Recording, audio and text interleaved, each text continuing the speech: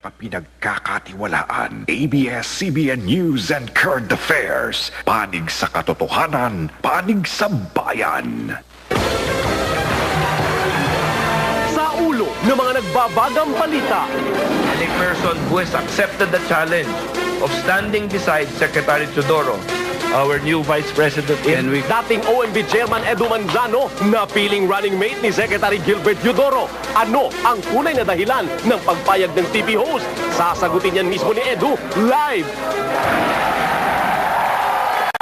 Exclusive, U.S. Secretary of State Hillary Clinton sinagot ang iba't ibang isyong ibinato ng mga kabataan. Paglabag sa karapatang pantao, inamin niyang pinag-usapan nila ni Pangulong Arroyo.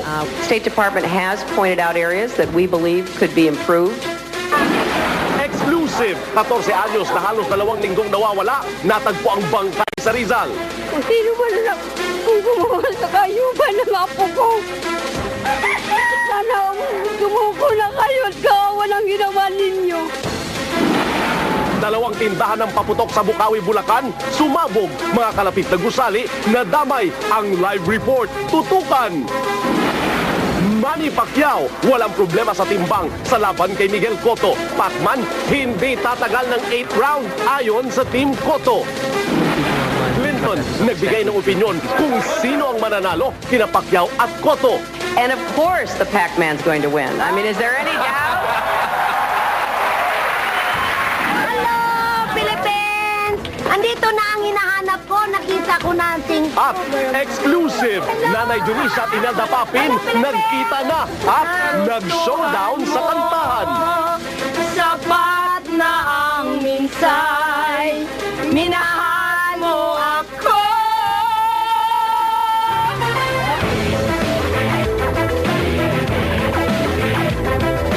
Live mula sa ABS-CBN News Center, Manila, ito ang TV Patrol World!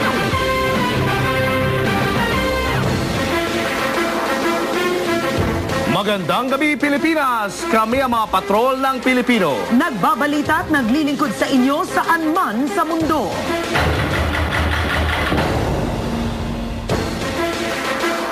Nakahanap na sa wakas ng katandem si Administration Party Standard Bearer Gilbert Teodoro.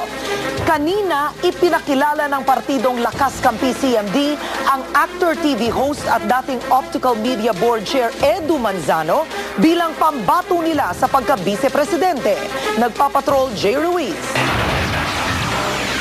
Matapos ang mahabang negosasyon at pakikipag-usap sa iba't ibang personalidad, sa wakas, nakapili na rin ng kandidato sa pagka-vice-presidente ang Lakas Kampi CMD. I would like to introduce to all of you this morning someone who Secretary Teodoro has accepted to be his running mate and a person who has accepted the challenge, no other than former OMB Chairman Edu Manzano.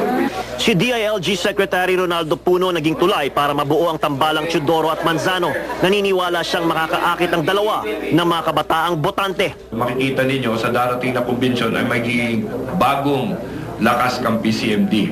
Kaming mga medyo mas nakakatanda sa kanila, nakikita namin na dapat mag-isatabi na namin yung aming makasarili at papasukin na natin yung mga mas bata sa amin. Aminado naman si Manzano na hindi naging madali ang kanyang desisyon na tumakbong vice-presidente sa ilalim ng administrasyon. Lalo pat mayroon din daw humihikayat sa kanya na tumakbo bilang senador sa ilalim ng Liberal Party at sa puwersa ng masang Pilipino. Everybody knows he was a worker and a doer when he was in Congress. If there's one candidate who's competent and credible, it's always Secretary Teodoro. Ayon kay Manzano, malaking sakripisyo ang kanyang ginawa dahil pansamantala niyang tatalikuran ng kanyang television shows at endorsements sa kanyang pagtakbo. Posible rin daw na hindi maintindihan ng ilan niyang kaibigan sa showbiz ang kanyang desisyon.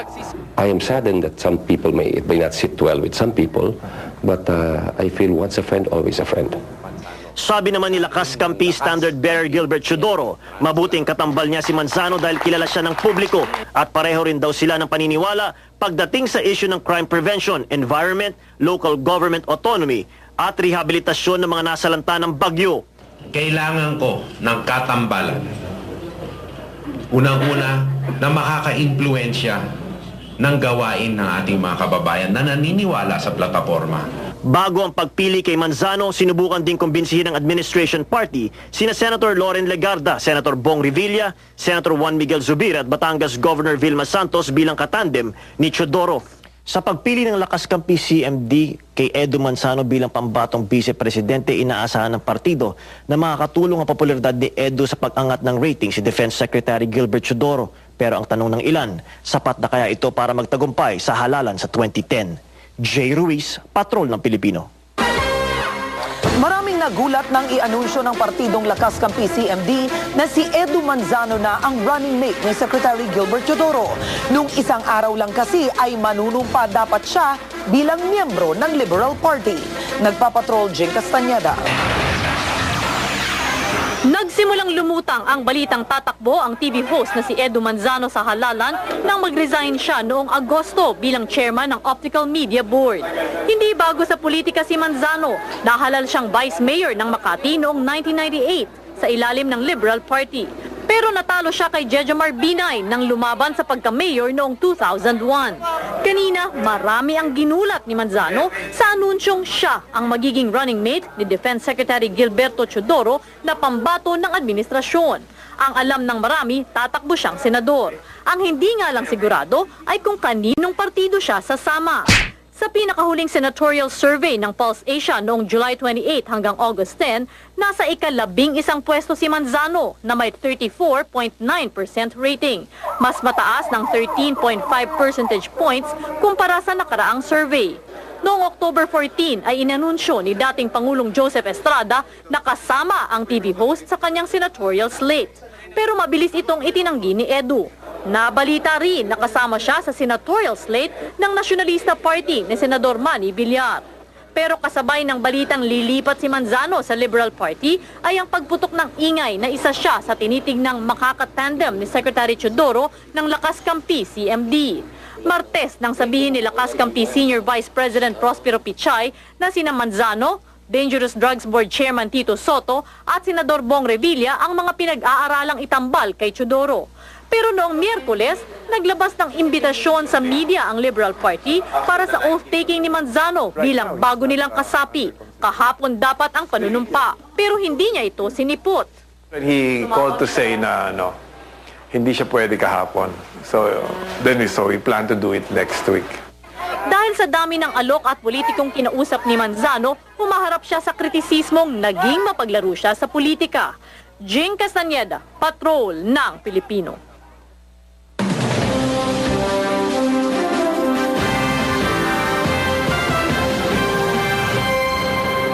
Paglabag sa karapatang pantao ang isa sa mga isyong inungkat ni U.S. Secretary of State Hillary Clinton kay Pangulong Arroyo nang mag-usap sila Huwebes ng gabi. Nabunyag ang impormasyon sa Hillary Clinton The Manila Forum ng ANC at ABS-CBN kung saan nagsalita si Clinton sa sari-saring issue, pati na rin kung sino sa tingin niya ang mananalo sa Pacquiao-Cotto fight. Nagpapatrol Linda Humilla. Let's give her a round of applause. Ramdam ang excitement sa mga estudyante at iba pang bisita na dumalo sa Hillary Clinton The Manila Forum. Ang panayam at ugnayan sa bumibisitang U.S. Secretary of State na ginanap sa UST Faculty of Medicine and Surgery Auditorium at eksklusibong ipinalabas sa ANC at ABS-CBN. Hindi naman nabigo ang madla. Isang Hillary na matalino, prangka, naninindigan, pero may sense of humor din ang kanilang nakita at narinig. Tulad ng kung anong gagawin ng kanyang bansa para matigil ang paglabag ng karapatang pantao sa Pilipinas na minsan ang binatikos ng Amerika. Sinabi ni Clinton na katunayan ay inungkat niya ito kay Pangulong Arroyo. I talked about it in my official meetings, and the State Department has pointed out areas that we believe could be improved. Ganun man, ipinagtanggol rin ni Clinton ang pamahalang Arroyo sa pagsasabing gumagawa ito ng mga hakbang kontra sa abuso ng mga karapatang pantao. Inilatag rin ni Clinton ang iba pang patakaran ng administrasyon ni President Barack Obama sa pakikitungo sa ibang bansa, lalo ang mga tumatanggap ng tulong mula sa Amerika. We want to see governments held more accountable to their own people. We want to see efforts against corruption and more transparency and more accountability. Sa pangamba naman ng mga Pilipino, lalo ang mga taga Mindanao sa patuloy na banta ng terorismo, patuloy din daw na magbibigay ng tulong ang Amerika. Pero hinimok niyang manindigan din ang mamamayan laban sa terorismo. People need to say no. There is no justification in any faith for this kind of action, and we will not permit you to determine our future. So the United States wants to be a partner for those who are willing and able to stand up for themselves. Pero hindi lang puro problema at seryosong issue ang gustong marinig ng mga kabataan sa forum. Gusto pa nga nilang marinig kung tulad nila, nagkaroon din ba ng crush ang isang Hillary Rodham? Yes. There was a singer in the United States whose name was Fabian. Yeah. Some of you who are my age remember. And I was president of the Fabian fan club. And there were like 3 of us in it. Very seriously. Pero ang pinakabumenta ay ang sagot ni Clinton sa tanong ni national team player Chris Chu kung sino sa tingin ni Clinton ang mananalo sa labanang Manny Pacquiao-Miguel Cotto ngayong linggo. And of course the Pac-Man's going to win. I mean, is there any doubt? Kaya matapos ang isang oras ng masayang ugnayan, hindi maikakailang nadagdag si Hillary Clinton sa mga personalidad na hahangaan ng mamamayan, lalo na ang kabataan. Linda Humilla, Patrol ng Pilipino. Sinabayan naman ng protesta ng mga militanteng kabataan ang pagdating ni U.S. Secretary of State Hillary Clinton sa University of Santo Tomas kung saan ginanap ang Manila Forum. Nalusutan man nila ang mga pulis, bigo naman silang maipakita kay Clinton ang kanilang protesta. Nagpapatrol, Adrian Ayalin. Excited na winagayway ng mga mag-aaral ng University of Santo Tomas ang mga bandila ng Amerika at Pilipinas nang dumating doon si U.S. Secretary of State Hillary Clinton. Pero sa labas ng paaralan, iba ang eksena. Hindi napansin ng mga nakabantay na pulis sa Espanya ang pagsugod ng mga militanteng kabataang ito. Pumwesto sila sa Gate 3 ng UST, pero hinarangan sila ng bus ng eskwelahan para hindi sila makita ng convoy ni Clinton. Nagsunog sila ng bandila ng Amerika bilang pagtutol sa Visiting Forces Agreement ng dalawang bansa. Gusto daw sana itanong ng delegasyon mula sa University of the Philippines ang tungkol sa issue, pero hindi sila napagbigyan.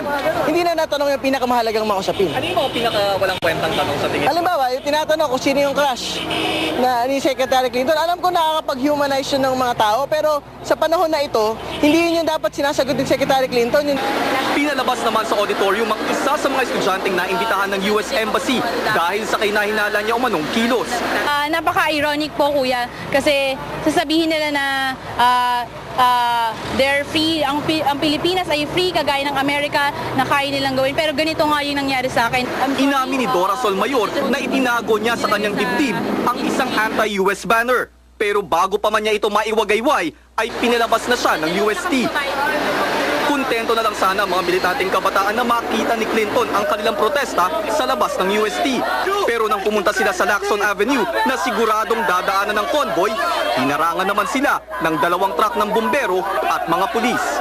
Sa hinabahaba ng prosesyon, hindi pa rin nasilayan ng convoy ni Clinton ang mga kabataang ito. At kahit paatras sila ngayon mula sa hanay ng mga pulisya, hindi pa rin daw nagbabago ang kanilang paninindigan laban sa Amerika, lalo na sa VFA. Adrian Ayalin, Patrol ng Pilipino. Tumagal lang ng isang araw ang pagbisita sa Pilipinas ni U.S. Secretary of State Hillary Clinton. Matapos bisitahin ang mga sinalanta ng bagyo sa Marikina kahapon, halos ubusin niya ang kanyang oras ngayong araw sa pagtugon sa mga katanungan ng mga estudyante mula sa Luzon, Visayas at Mindanao. Ano nga ba ang mga napagtagumpayan ni Clinton sa kanyang pagbisita sa Pilipinas? Alamin sa pagpapatrol ni Maria Tessa. Kahit tapos na ang forum, nagtagal pa rin ng halos kalahating oras si Secretary Clinton. Nakipag-usap siya at nakipagkamay sa mga tao.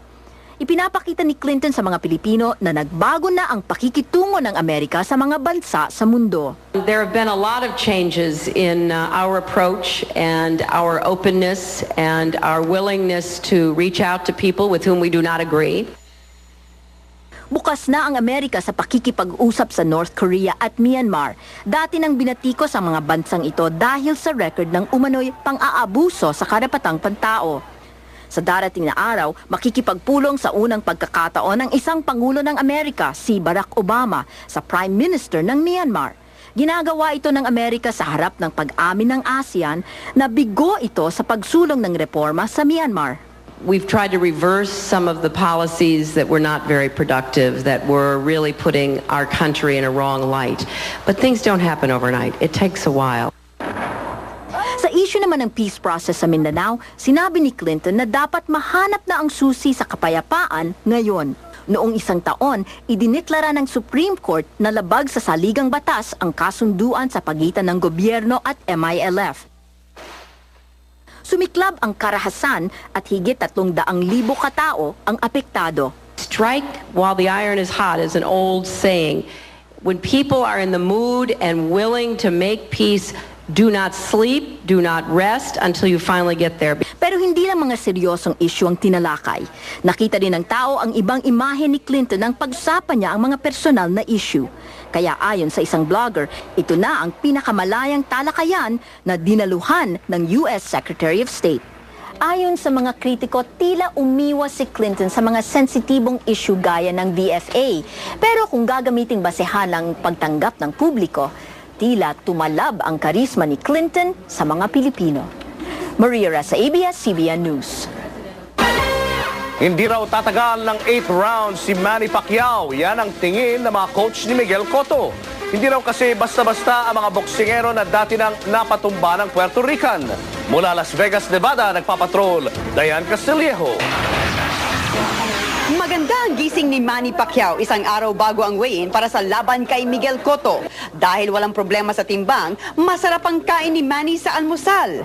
147 pounds pa si Pacquiao ngayon, pero pagkatapos ng practice at tulog, madali siyang makakababa sa 145 pounds.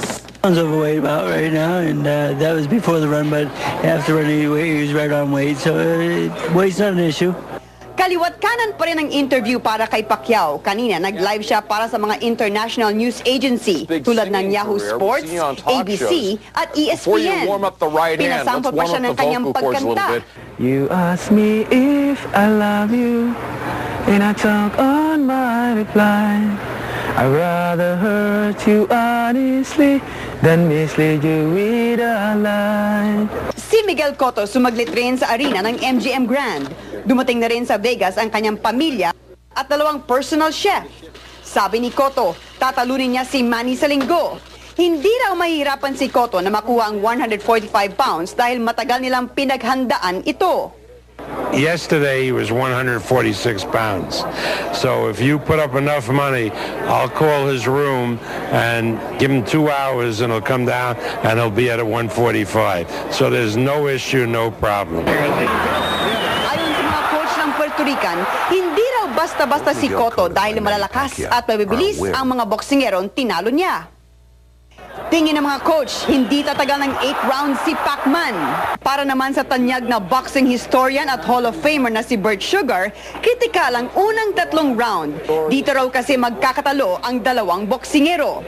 Dito sa MGM Grand, tinalo ni Pacquiao sina Oscar De La Hoya at Ricky Hatton. Si Cotto naman talo sa huling laban sa MGM kay Antonio Margarito noong 2008.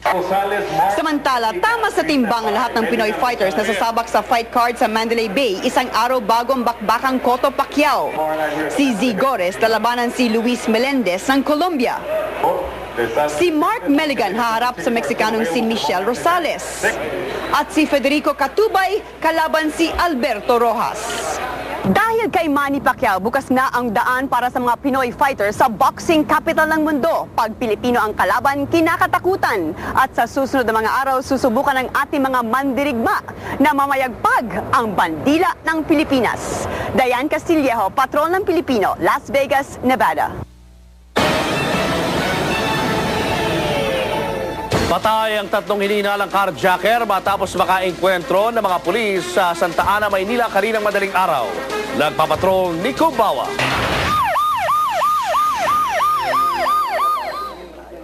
Umalingaw-ngaw ang putok ng baril. Ilang metro lang ang layo mula sa Santa Ana Police Station na magkahabulan ang mga pulis at ang umano'y mga carjacker na ito sa kalye ng Medel pasado alas 3 sa madaling araw. Nakilala agad ng taxi driver na si Edwin Sabrido ang suspect. Tinutukan raw siya ng mga ito matapos siyang isakay sa Onyx Street. Hinampas pa raw siya ng baril sa ulo at saka sinipa palabas ng taxi at humarurot. Naghihirap na nga kami, halos wala ng pang-boundary. Tirahin pa nila. Nataon naman may rumorondang pulis na agad nakakita kay Sabrido. Patakas na sana ang taxi na minamaneho ng mga holdapper, pero agad silang naharang nitong multicab ng pulis kung saan agad nagkaroon ng engkwentro. Patay agad ng 3 pero nakatakas ang isa pa nilang kasamahan. Road gallery natin, i-check natin kung mayroon siya ma-identify doon para matugis din yung isa sa 4 na hold up din sa kanila. Ilang minuto pa, lumitaw ang 2 babae na ito na na-hold up din daw ng mga suspect at tumakas umano papunta sa direksyon ng taxing sunod na hinold up. Nagulat kami, naglalakad kami, bigla may mano sa likod namin. Nabawi naman sa taxi ang 3 baril, patalim, pera at isang cellphone. Nakilala na ang isa sa mga napatay na si alias Boy Ambo habang inaalam pa ang katauhan ng mga kasama niya. Nico Bawa, patrol ng Pilipino. Natagpo ang hubad at wala ng buhay ang isang 14 anyos na high school student sa Morong Rizal na 10 araw nang pinaghahanap. Exclusive, nagpapatrol Gas sa Belgas. Naagnas na ang bangkay ni Julina Ko nang matagpuan sa masukal na bahagi ng Barangay Lagundi, Morong Rizal. Walang saplot sa katawan ang 14 anyos na biktima na pinaniniwala ang pinagsamantalan pa. Nakahawak pa kasi sa kanyang masiselang bagay. Sa maselang bagay niya at mukhang sobrang hirap at wala po itong saplot sa katawan. 10 araw nang nawawala ang biktima matapos magpaalam na bibisita lamang sa kamag-anak sa kalapit na barangay hanggang sa matagpuan ng mga residente ang kanyang bangkay.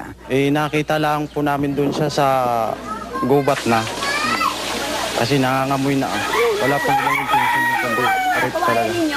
Naghihinagpis naman ang kaanak ng high school student nang maiahon ang kanyang pamilya sa hirap kaya malaki ang kanilang panginayang. Sana sumuko na kayo at kawawa ng ginawa ninyo. Inabarang pa ninyo yung damit. Kinain ang mga hayop ang katawan. Pinaghanap na ng pulisya ang lalaking nakitang huling kasama ng biktima na sinasabing nasa edad 40 anyos, katamtaman ng pangangatawan at kay manggi. Gas sa Belgas, patrol ng Pilipino. Magsisimula ng tumaas ang presyo ng petrolyo sa Lunes kasabay ng pagbawi ng Executive Order 839 o ang price freeze sa petrolyo. Pinaghahandaan naman ng mga gasolinahan ang inaasahang pagdagsa ng mga motorista sa weekend bago ang dagdag presyo sa darating na Lunes. Nagpapatrol Alvin El Chico. Hinabol pa ni Pangulong Arroyo ang hulong sa mga oil company at transport group bago tumulak patungong Singapore. Nagpasa na ang Pangulo, tanggal na ang EO 839 sa Lunes. Pero pakiusap niya, huwag namang biglain ang pagtaas sa presyo ng petrolyo. Sa taya ng mga kumpanya ng langis, hanggang 5 pesos kada litro ang itataas sa presyo ng diesel at gasolina. By Monday, we can synchronize with a general increase. So, Zenny, ang importante dito, tinatanggap yung prinsipyo na isa-stagger nila. And we're not just talking about minimizing avoiding losses. Yung lugi nila, yung recovery, pati yung recovery nila, i-stagger din nila. They will not recover it all at once. May kondisyon sa pag-aalis ng EO tulad ng diskwento sa presyo ng petrolyo sa ilang lugar at transport sector at dagdag tulong sa mga sinalanta ng bagyo. Pero giit ng Pasang Mazda, kahit pautay-utay, sigurado pa rin tataas ang presyo ng diesel. Hindi po maiiwasan na ang transportasyon ay magtaas o mag-file kami ng petition for increase of rates. Pero nakiusap ang Pangulo na huwag sana magdagdag pamasahe sa loob ng 6 na buwan. Dahil may mga motoristang nakatulog na tatanggalin ang EO, dumami rin ang nagpakarga agad sa takot na malaki ang itataas sa presyo sa Lunes. I guess it pays na maunahan mo na yung shortage before maubusan ka pa. Sayang din yung masasave mo eh. Doon sa escalation eh. Nakakapikon lang. Kasi humuhoarding sila ng gas kasi gusto nila magtaas. Tapos syempre, motorist ka, wala kang choice, kailangan mo ng gas. Pero maraming gasolinahan pa rin ang natutuyuan ng diesel o gasolina kaya namumroblema rin ang mga motorista. Ngayong sigurado ng aalisin ng EO, inaasahan ng mga gasolinahan na magdadagsaan ang mga magpapa-full tank ngayong weekend. Pero posible pa rin daw na magkaubusan ng diesel at gasolina dahil hindi pa naman bumabalik sa normal ang supply ng petrolyo. Ang kumpanyang Flying V, lilimitahan ang bentahan ng petrolyo dahil sa November 20 pa ang dating ng bagong supply. If everybody goes to the pump and loads up, so in a couple of days we'll run out. kasabay ng pagtanggal ng price freeze sa petrolyo. Wala na ring price control sa mga pangunahing bilihin sa Lunes. Pero binalaan ni DTI Secretary Peter Fabila ang mga negosyante na huwag sobra-sobra ang dagdag presyo. Pwede pa rin daw kasing ibalik ang price control dahil hindi pa tinatanggal ang state of calamity sa Luzon. Alvin El Chico, Patrol ng Pilipino.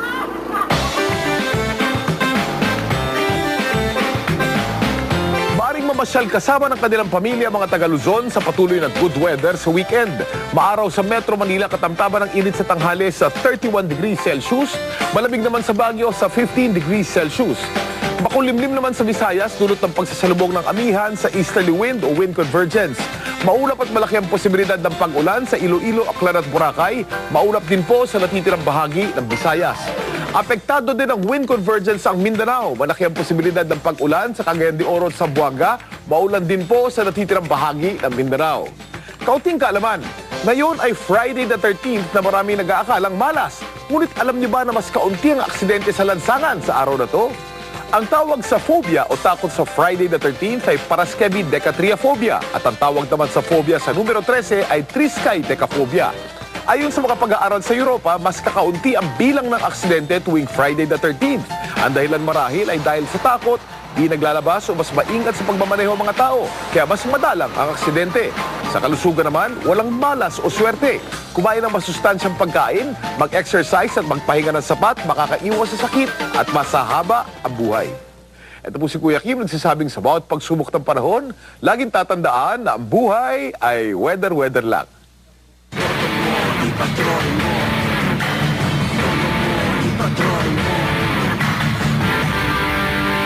Pamilya, habang papalapit ang halalan, mas lalong nagiging mapagmasid ang ating mga boto patroller.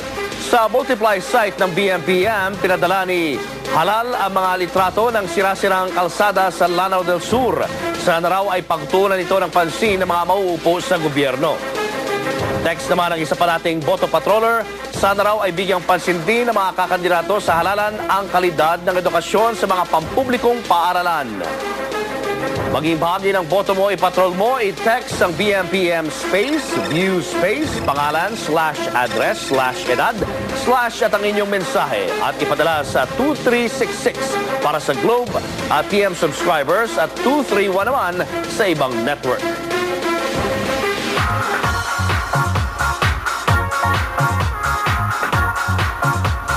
Sa mga gigimik ngayong weekend, may benefit concert ang international stars yan mula sa ating Star Patroller, Femela Baranda, Fem. Karen, bukas na ang Katy Perry Rocks for Relief Concert. Kasama dyan ang Pinoy Pride na si Arnel Pineda. At bago umataw, may mga revelasyon si Katy Perry sa kanyang Pinoy fans. Nagpapatrol, Ginger Conejero. Sexy, playful at prangka. Ito ang Katy Perry na lumutang kanina dahil sa kanyang walang hiyemeng pagsagot sa press. I guess from being like a preteen to a teenager where you lose the braces, maybe you grow some and you start shaving your legs.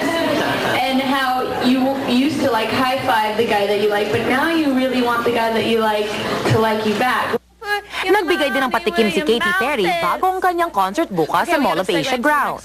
I kissed a girl, I liked it, the taste of her cherry chester. Kwento ng 25-year-old American pop star, sariling teenage years niya ang naging inspirasyon ng mga kantang I Kissed a Girl, Waking Up in Vegas at Thinking of You.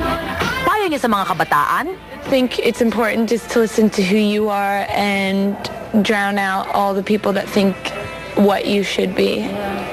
Because if I listened to what everybody thought I should be, then I wouldn't be Katy Perry. What up and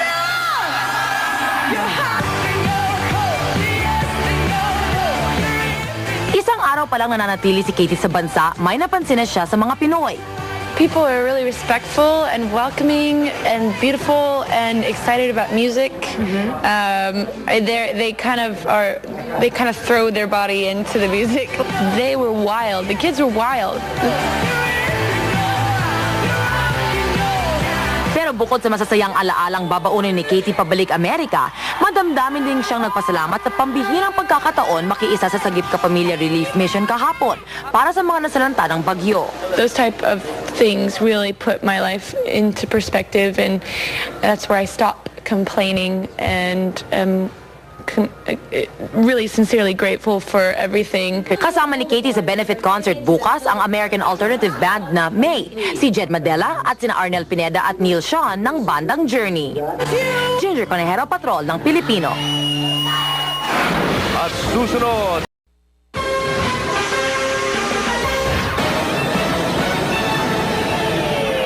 Nilamo ng sunog ang mahigit 200 tindahan sa barter trade sa Cotabato City. Bandang alas 8 ng umaga nang sumiklab ang apoy at tinupok ang may 10 bilyong halaga ng parintang damit, plasticware, DVDs at iba pa. Sa investigasyon ng Bureau of Fire Protection, short circuit ang sanhi ng sunog. Inabot din ng 1 oras bago naapula ang sunog. Sa Cebu, ginising din ang sunog ng mga taga-barangay Bulacau. Bandang alas 8 kaninang umaga nang tupukin ang Kimberson Lumber. 2 milyong piso ang halaga ng nasunog na troso. Wala namang nasaktan sa insidente. Sumabog ang 2 tindahan ng paputok sa Bukawi, Bulacan kanina. Nadamay ang iba pang mga negosyo at mga mamahaling sasakyan. Live mula sa Bukawi, Bulacan, nagpapatrol Ron Gagala. Karen, naumpisahan na ang taong-taong pinangangambahan dito sa Bukawi, Bulacan at ito ay ang pagsabog ng mga dikit-dikit na tindahan ng mga paputok. 1:30 ng hapon kanina nang makuhanan ng cellphone video na ito ang 2 tindahan ng paputok na bigla na lamang sumabog dito sa Barangay Turo. Ito ay ang Tess at Jessica Fireworks na sinasabi ng mga kapitbahay na katatayo pa lamang at wala pang 2 linggo sa negosyo. Nadamay sa pagsabog ang katabi nitong videoke house at isang restaurant. Nagkabasag-basag din ang salamin ng katapat na St. Louis Furniture Store at nadali din ang nakaparadang SUV ng kapitbahay. 2 ang tinitingnang anggulo ngayon ng Bukawi Fire Department. Una, may mga testimonyang nagsisigarilyo daw sa tindahan at napitikan ang mga pulbura. Pero mas tinitingnan ngayon ang posibilidad na may ginagawang paputok sa likuran at hindi naging maingat ang mga gumagawa. Mabuti na lamang, Karen, at walang namatay o nasugatan dahil nakatakbo agad ang mga tao sa paligid nito. Napakalakas, nakakatakot. Talagang hindi mo na maiisip na kung ano man ang maililigtas mo, kailangan tumakbo ka na eh. Kasi nagliliparan na yung mga mga paputok. Hindi pa nga tapos nga yung undoy, eren na naman. Diyan dumaan yung yung tubig sa amin eh. Ngayon ito, impact nung malalakas na putok yan. Hindi kayang bayaran kasi yung tension dahil siyempre, naghahanap buhay kami pare-parehas. Pero dapat yung maayos naman. Hindi ho sila bumabawal ng mga taong umibili sa kanila na naninigarilyo. So kailangan kailangan aware sila talaga na kung mayroong mga kliyente sila na naninigarilyo, dapat sawayin na nila kagad. Karen, tinatayang mahigit 100 ang tindahan ng paputok sa kalsadang ito ng Bukawi. At kung hindi daw talaga maghihigpit ang mga may-ari ng mga tindahan na ito, ay hindi malayong bago pa man magbagong taon ay makakakita na naman tayo ng mga ganitong eksena dito sa Bukawi, Bulacan. Balik sa iyo, Karen. Maraming salamat, Ron Gagalak.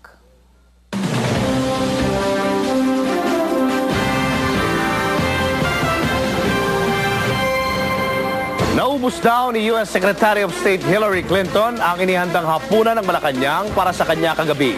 Piling-pili lang ang mga inibitahan sa state dinner kung saan tampok ang bangus, lapu-lapu at tinolang manok. Nagpapatrol Niña Corpus. Sa clubhouse sa labas ng palasyo, ginawa ang dinner para kay U.S. Secretary of State Hillary Clinton. 50 tao lang ang imbitado. Kabilang dito ang ilang delegasyon ng Pilipinas at ni Clinton. Ang menu, tawilis na may kesong puti, bangus salad na may piniritong saging, native chicken tinola chowder, kamia sherbet. Para naman sa main course, Palawan lapu-lapu at grilled lamb. Ang dessert, Gimaras mango mousse at apple pie. Gusto raw ipagmalaki ng executive chef ng Malacanang ang pagkaing Pinoy na may American flavor. Ito naman ang aking pagkakataon na ipakilala ang ating mga Pilipino na pagkain. Pero ang pinakamasarap daw na pakiramdam nang maubos ni Clinton ang inihandang pagkain ng Malacanang. Lahat ginalaw naman niya yung plato eh.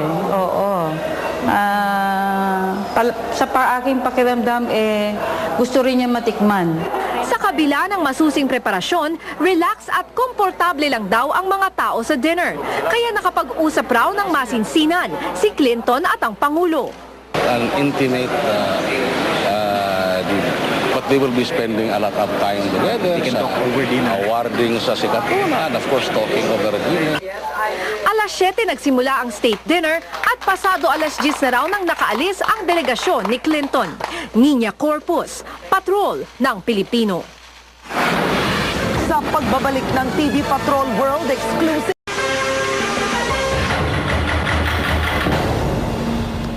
Hindi nababahala kay Edu Manzano ang ibang kakandidato sa pagka-vice-presidente na makasabayan siya sa halalan. Nagpapatrol George Carino. Nasa Davao ang tambalan ni na dating Pangulong Erap Estrada at Makati Mayor Jejo Marbinay nang makarating sa kaalaman nila ang pagpasok ni Edu Manzano bilang katandem ni Secretary Gilbert Teodoro para sa Lakas Kampi. At ayon sa Vice Presidential Bet ng Puwersa ng Masang Pilipino, makakabuti ang pagpasok ng sikat na TV game show host dahil mas madaming pagpipilian ngayon na kandidato. Maigi ho yung maraming kandidato. Magkakaroon po ng pagkakataon makita kung sino talaga ang may kakayahan at karanasan. Si Senador Mar Rojas naman ng Liberal Party na ngayon ay nasa Butuan, welcome sa kandidatura ni Manzano. Sa isang press statement, best of luck ang mensahe ni Rojas sa kanyang makakalaban. Sa mga tatakbong vice-presidente, nag-iisang babae si Senador Loren Legarda. At kahit matapang ang dating ni Edu Manzano sa hilera ng mga lalaking makakasabayan niya, sinabi ng mambabatas na hindi siya nababahala. Maski sino naman ang makakatambal o makakalaban sa politika, ang pinakamalaking hamon sa akin ay ang aking sarili na rin. Dahil napaka-taas ng aking standard para sa sarili ko. Wala pang running mate si Legarda bagamat sa aming interview kanina. Sinabi niyang mag-aanunsyo na siya sa susunod na linggo at nagpahiwatig na rin kung sino ang makakatambal niya. Malapit nang maglunsad ng isang makabayan, makatao, makadiyos, makakalikasang advokasya para maitaas ang antas ng kabuhayan ng mga Pilipino. Malapit na, antabayanan. Oo, yun na ngayon. Sa mga deklaradong tatakbo sa pagka-presidente, si Manny Villar na lamang ang wala pang katandem. George Carino, Patrol ng Pilipino. At makakasama natin live ang kandidato sa pagka-vice-presidente ng partido ng administrasyon, si Edu Manzano. Magandang gabi sa iyo, Edu. Magandang gabi sa iyo, Karen. Paano nabuo ang desisyon mo na tumakbo na bilang vice president na katandem si Gibo Teodoro? Gayong ang balita ay tatakbo kang senador sa ilalim pa ng Liberal Party. Well, bukod sa Liberal Party, minsan napabalita din na kasama ko sa slate ni dating presidenteng Joseph Estrada.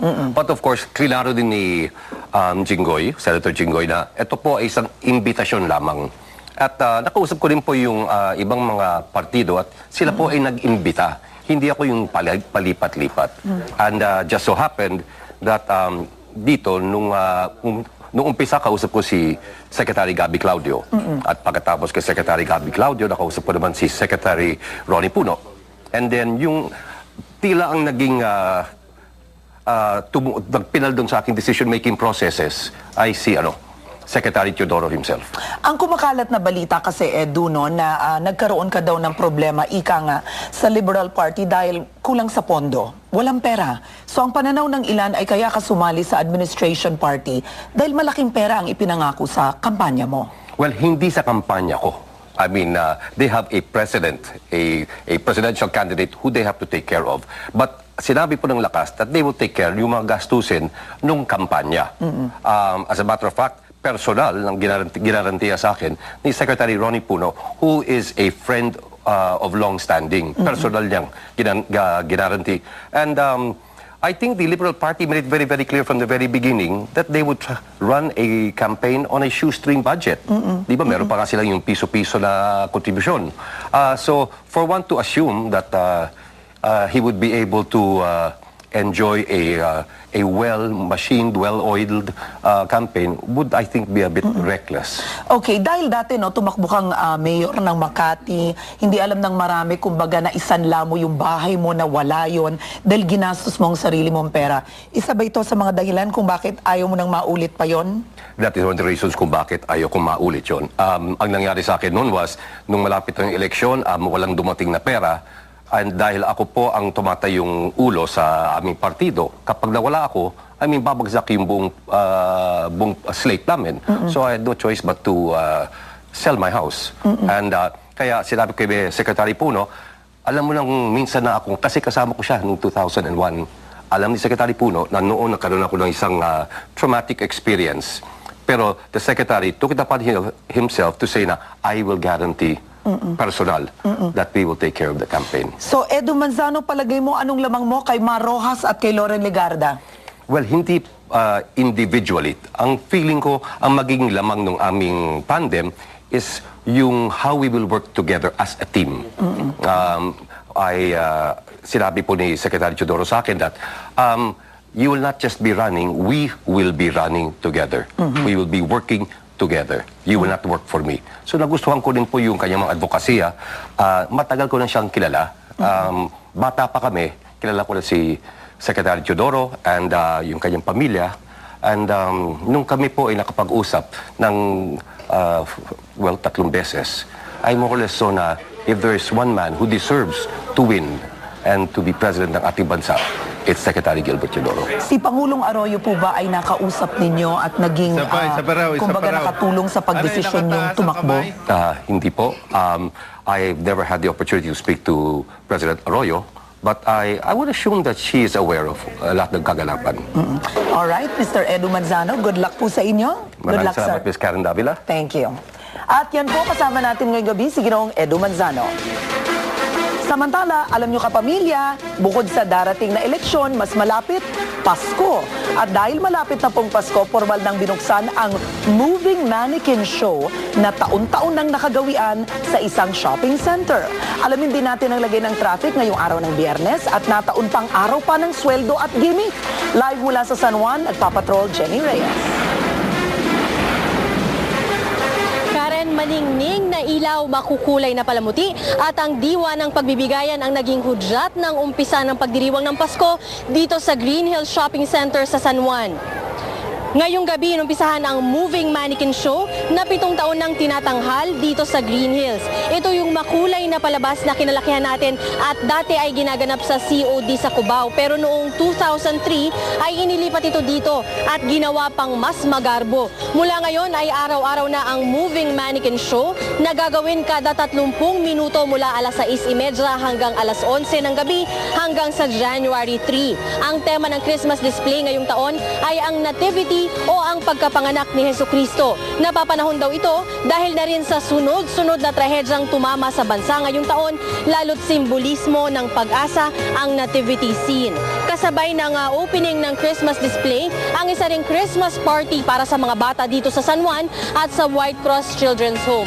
Alam mo Karen, kanina palang hapon ay napakabagal na ng daloy ng trapiko, lalo na dito sa paligid ng Green Hills dahil nga mukhang karamihan sa ating mga kababayan ay nagki-Christmas shopping na dahil ilang linggo na lang ay Pasko na rin at nga dahil payday Friday ngayon, mukhang karamihan sa mga empleyado ay diretso na sa malls para nga mag-Christmas shopping. Silipin naman natin ang lagay ng daloy ng trapiko along EDSA. Sa EDSA northbound ay moderate ang daloy ng trapiko sa Balintawak hanggang Muñoz.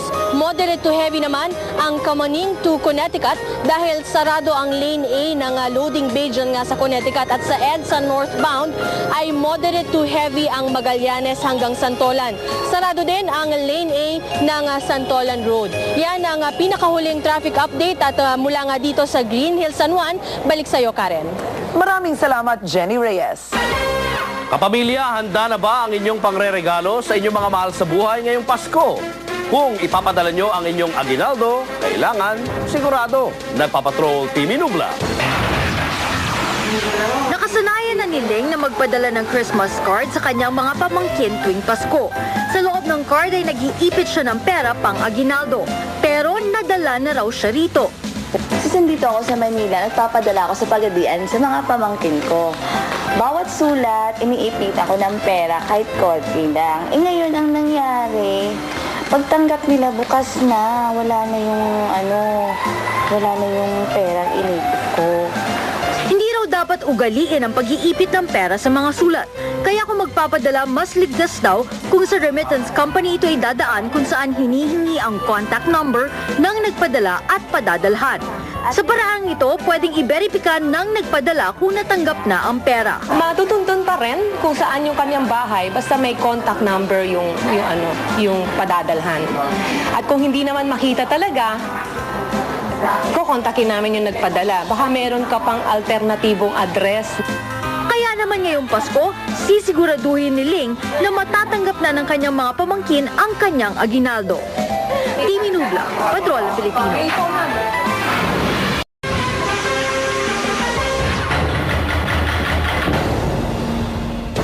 Palabang humarap kanina sa media ang presidential aspirant na si Senador Manny Villar at agad na pinasaringan ang pinakamaigpit na katunggali niyang si Senador Benigno Noynoy Aquino. Nagpapatrol Anthony Taberna.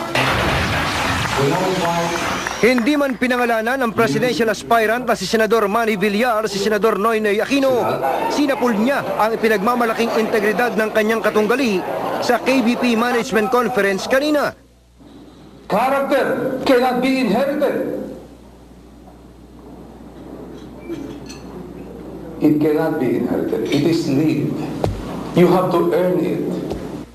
Hirit pa ni Villar, hindi sapat ang salita kundi napatunayan sa gawa. Tila patama sa political career ni Aquino.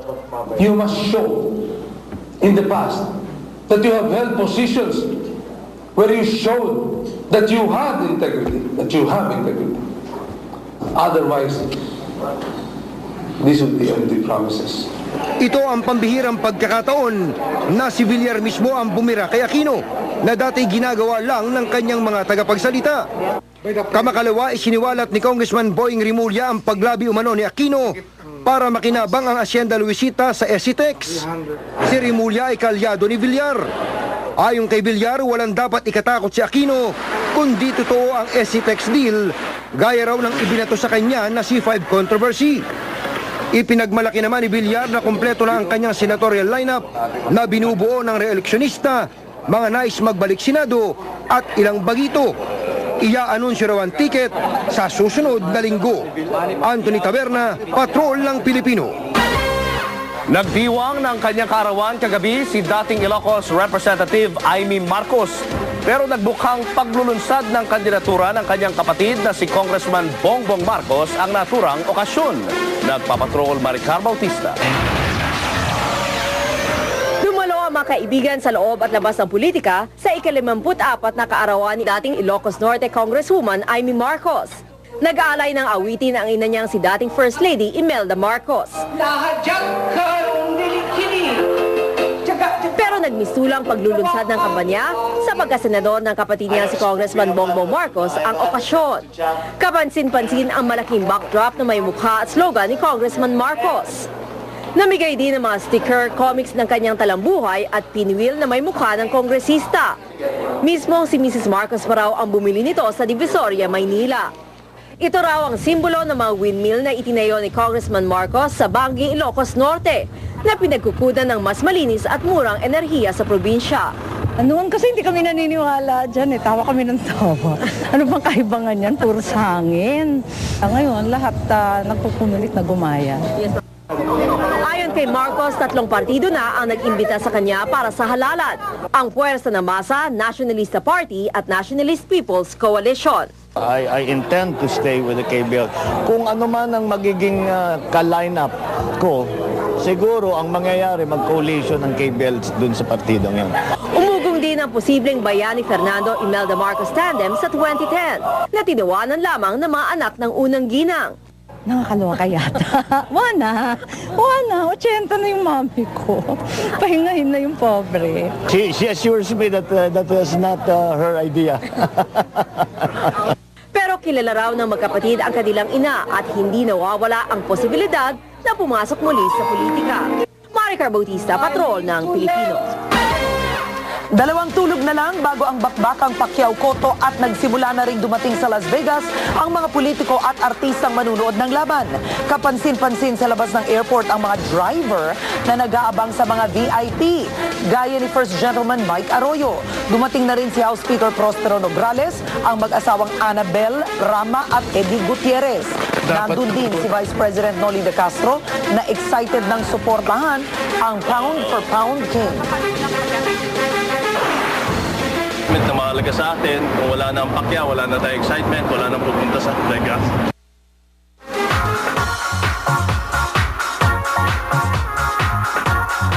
Singing showdown ni Nanay Junisha at idolong si Imelda Papin naganap na. Wish come true nga ito para sa Pac Mom na nagpakitang gilas din ng kanyang cha-cha moves sa harap ng jukebox queen. Mula sa Las Vegas, nagpapatrol, Bev Lorente. Sa kanta, ang idol ko si... Matagal ko na nga idol siya, pero hindi ko nakita sa personal si Imelda Papin.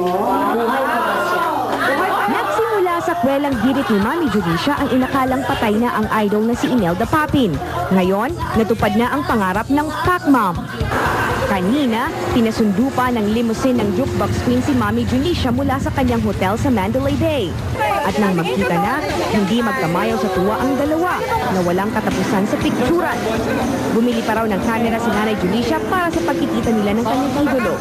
Hello, mga Philippines! Andito na ako sa Vegas. Nagkita na kami ni Imelda. Thank you!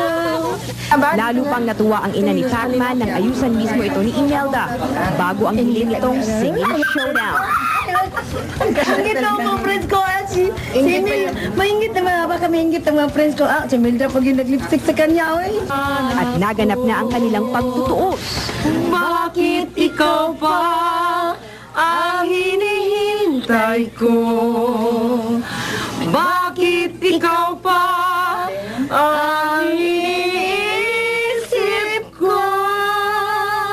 Hindi ko akalain si Mami magaling kumanta. Ako, alam niyo ho, pihikan ako sa yung mga quality ng boses. Pero Mami, ang ganda ng boses mo, parang Imelda Papin. Sapat na ang minsay, minahal mo ako.